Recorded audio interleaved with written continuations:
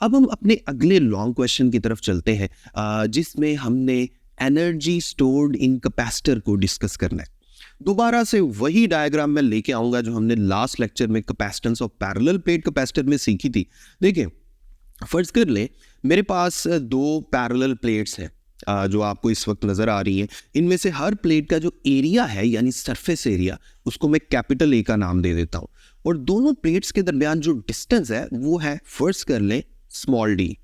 अब नेक्स्ट देखें, हमने उस प्लेट को बैटरी के पॉजिटिव से जोड़ दिया और इस तरफ वाली प्लेट को बैटरी के नेगेटिव से जोड़ दिया। अब क्या होगा? अब जारी बात है, चार्जिंग शुरू हो जाएगी। मैंने चार्जिंग कैसे होती है आपको इसका मैकेनिज्म बताया था पिछले लेक्चर में, ठीक है।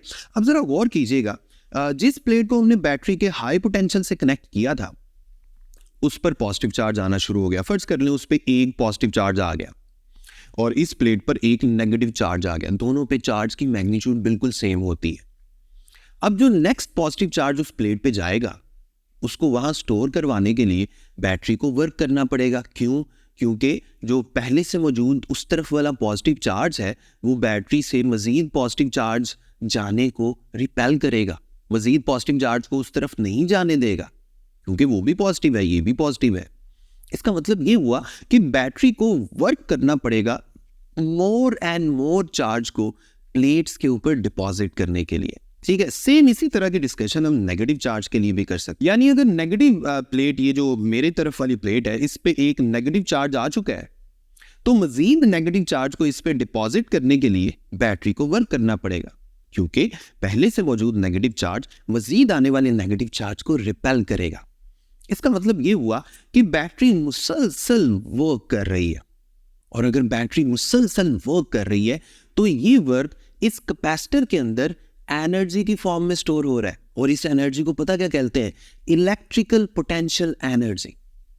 तो ये बात तो क्लियर हो गई कि जैसे जैसे कैपेसिटर को हम चार्ज कर रहे हैं बैटरी की मदद से, उसके अंदर एक्चुअली इलेक्ट्रिक पोटेंशियल एनर्जी को स्टोर कर रहे हैं। तो आज हमने इसी इलेक्ट्रिक पोटेंशियल एनर्जी का फॉर्मूला बनाना है। जरा गौर से मुझे एक बात बताएं, आपने चैप्टर 12 में आपको याद होगा आपने एक फॉर्मूला पढ़ा था पोटेंशियल डिफरेंस का। यहां मैं सेम वही फॉर्मूला यूज करने लगा हूं। पोटेंशियल डिफरेंस का आपने एक फॉर्मूला पढ़ा था, बल्कि इसी चैप्टर में, चैप्टर 12 ही तो हम कर रहे हैं, इसी चैप्टर में हमने फॉर्मूला पढ़ा था, potential difference is equal to work done per unit charge. अब यहां जो चार्ज इन्वॉल्व है, फर्ज कर ले उसका नाम मैं रख देता हूं डेल्टा क्यू, और इसको पॉजिटिव चार्ज का नाम दे देते हैं। यानी डेल्टा क्यू चार्ज है जो बैटरी के पॉजिटिव से पॉजिटिव प्लेट वाली साइड पे स्टोर होने की कोशिश कर रहा है, और ये काम कौन करवा रहा है? बैटरी करवा रही है। फर्ज कर लें मैं पोटेंशियल डिफरेंस को डिफाइन करता हूं work done per unit charge. तो यहां से वर्क किसके इक्वल आएगा? चार्ज को दूसरी तरफ ले आए, charge multiplied by potential difference, और charge multiplied by potential difference ये जो आया है, जो वर्क के इक्वल है, मैं इसी वर्क को इलेक्ट्रिक पोटेंशियल एनर्जी भी कह सकता हूं। तो इसलिए मेरे पास इलेक्ट्रिक पोटेंशियल एनर्जी का फॉर्मूला आ गया, charge delta Q multiplied by potential difference. अच्छा, चार्ज को डेल्टा क्यू की बजाय हम क्यू कह देते हैं और पोटेंशियल डिफरेंस को डेल्टा वी कह देते हैं। इस इक्वेशन को इक्वेशन 1 कह दें। यही एनर्जी है जो हमने फाइंड करनी है, जिसका एक मजीद अच्छा सा फॉर्मूला हमने बनाना है। अब गौर से मेरी बात सुने। देखिए, जब दोनों प्लेट्स पे कोई भी चार्ज नहीं था, यानी जब आपने इसको बैटरी के साथ अटैच नहीं किया था, तो पोटेंशियल डिफरेंस कितना था दोनों प्लेट्स के दरमियान? 0 था। इसका मतलब है इनिशियल पोटेंशियल डिफरेंस V1 कितना हो गया? 0। जैसे ही चार्जिंग शुरू हो गई, यानी आपने इसको बैटरी के साथ अटैच कर दिया जिसका पोटेंशियल डिफरेंस V था, तो चार्जिंग स्टार्ट हो गई। फिर आहिस्ता आहिस्ता पोटेंशियल बढ़ता गया, बढ़ता गया, बढ़ता गया, और ये पोटेंशियल लीनियरली इंक्रीज करता है। ये मैंने आपको कैपेसिटर की चार्जिंग के केस में बताया था।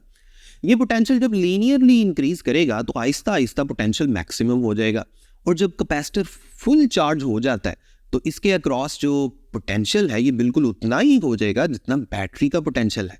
यानी फाइनल पोटेंशियल, जिसको मैं V2 से जाहिर कर सकता हूं, इसको मैं कह देता हूं जी ये V हो गया है। फाइनल पोटेंशियल डिफरेंस कितना हो गया? V, और इनिशियल पोटेंशियल डिफरेंस कितना है? 0।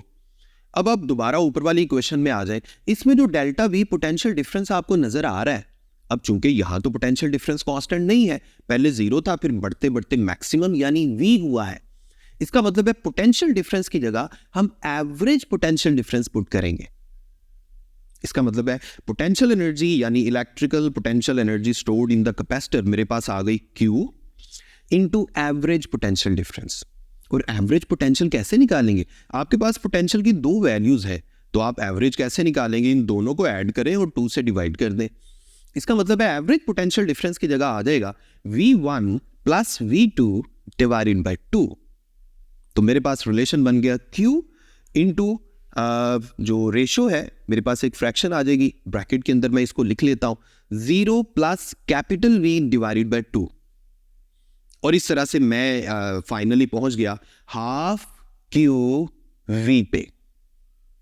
अब Q किसके इक्वल है? मैंने कैपेसिटर के केस में आपको ये कैपेसिटर की चार्जिंग जब मैं समझा रहा था तो मैंने आपको एक इक्वेशन बताई थी Q is equal to CV, जिससे हमने कहा था कैपेसिटर इक्वेशन।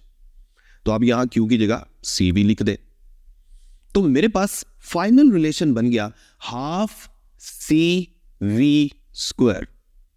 इसे आप इक्वेशन नंबर 2 कह दें। ये एनर्जी स्टोर्ड इन कैपेसिटर का एक रिलेशन आ गया है। मैं इस रिलेशन को मजीद दो अंदाज में लिख सकता हूं।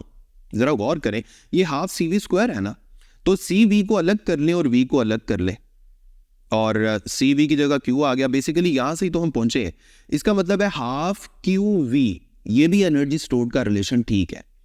तो एक मेरे पास हाफ CV स्क्वायर आ गया, एक हाफ QV आ गया।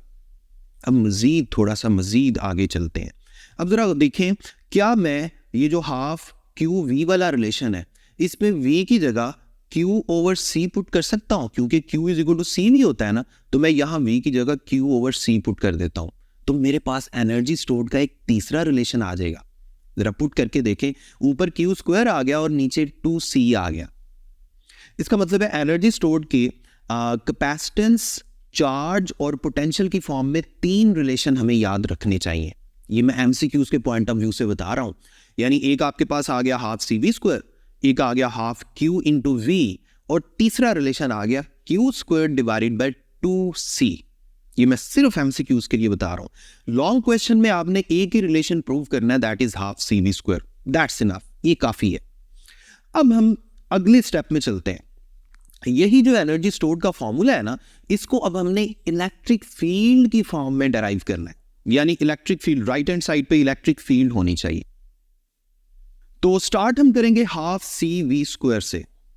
ऊपर हम हेडिंग लिख देते हैं energy stored in terms of electric field. Okay, अब आपके पास हाफ CV स्क्वायर दोबारा आ गया। C जो है ये कैपेसिटेंस है। फर्ज कर लें कैपेसिटर की प्लेट्स के दरमियान, ये जो हम आज सिचुएशन कंसीडर कर रहे हैं, इन प्लेट्स के दरमियान फर्ज कर लें डाइलेक्ट्रिक पड़ा हुआ है। और डाइलेक्ट्रिक जब आ जाता है तो फिर कैपेसिटेंस जो है वो बढ़ जाती है। इसको मैं C मीडियम कह देता हूं, यानी half into C medium into V का स्क्वायर। अब C मीडियम की जगह आप पुट कर देंगे A epsilon naught epsilon R divided by D। ये हमने लास्ट लेक्चर में प्रूव किया था। और E जो है V स्क्वायर जो है, हम जानते हैं V किसके इक्वल होता है? V is equal to E into D। ये हम पहले काफी जगहों पे यूज कर चुके हैं। E D का स्क्वायर हो गया, होल स्क्वायर। अब आपके पास आ गया half A epsilon naught epsilon R divided by D, वहां पर E स्क्वायर D स्क्वायर। अब नीचे वाला एक D ऊपर वाले D स्क्वायर से कैंसिल हो गया, ऊपर एक D बच गया। ये जो साथ एरिया लगा हुआ है यहां पर, एरिया A, इसको D के साथ लिख लें। आपके पास बच गया half epsilon naught epsilon R into capital E का स्क्वायर, और ब्रैकेट के अंदर A इंटू D लिखते हैं। Now this is the energy stored in capacitor in terms of electric field. इसे मैं इक्वेशन 3 कह देता हूं। अब एक और छोटी सी चीज, आखिरी एक छोटी सी डेफिनेशन है जो हम यहां पर डिस्कस करेंगे, और वो है एनर्जी डेंसिटी। यानी हम ये देखना चाह रहे हैं कि कैपेसिटर ने अपने साइज के मुताबिक कितनी एनर्जी स्टोर की है। इसके लिए हम डिफाइन करेंगे एनर्जी डेंसिटी, और एनर्जी डेंसिटी को हम डिफाइन करते हैं total energy stored in the capacitor per unit volume. ऊपर आप एनर्जी लिख लें और नीचे वॉल्यूम लिख लें। तो एनर्जी डेंसिटी मेरे पास आ गई। ऊपर एनर्जी की वैल्यू लिख लें half epsilon naught epsilon R capital E का स्क्वायर, और ब्रैकेट के अंदर एरिया इंटू D, और नीचे वॉल्यूम। कैपेसिटर का वॉल्यूम क्या होगा? आप दोबारा कैपेसिटर की डायग्राम की तरफ आ जाए। कैपेसिटर का वॉल्यूम जो है, देखें कैपेसिटर की शक्ल एक कमरे की तरह की है, एक रूम है फर्ज कर लें, और इसकी दोनों प्लेट्स का एरिया आप जानते हैं ए, और इन दोनों के दरमियान डिस्टेंस हम जानते हैं डी। तो वॉल्यूम क्या होगा, एरिया इंटू डिस्टेंस। तो आप वॉल्यूम की जगह लिख दें ए इंटू डी। ऊपर वाला ए डी और ये वाला ए डी आपस में कैंसिल हो जाएंगे। तो आपके पास एनर्जी डेंसिटी का फाइनल फॉर्मूला आ गया, half epsilon naught epsilon R into E का स्क्वायर। और इससे रिलेटेड एक एमसीक्यू भी आता है, अगर आप चेक करें half epsilon naught epsilon R, किसी खास मीडियम के लिए ये वैल्यूज तो कांस्टेंट है, तो हम कह सकते हैं energy density depends directly upon capital E का स्क्वायर। ये एक एमसीक्यू आता है। ओके, तो ये था हमारा एनर्जी स्टोर्ड इन कैपेसिटर का पूरा लॉन्ग क्वेश्चन। अगले लेक्चर में मजीद नए टॉपिक के साथ आपके सामने मौजूद होंगे। अपना ख्याल रखें और हमें अपनी दुआ में याद रखें।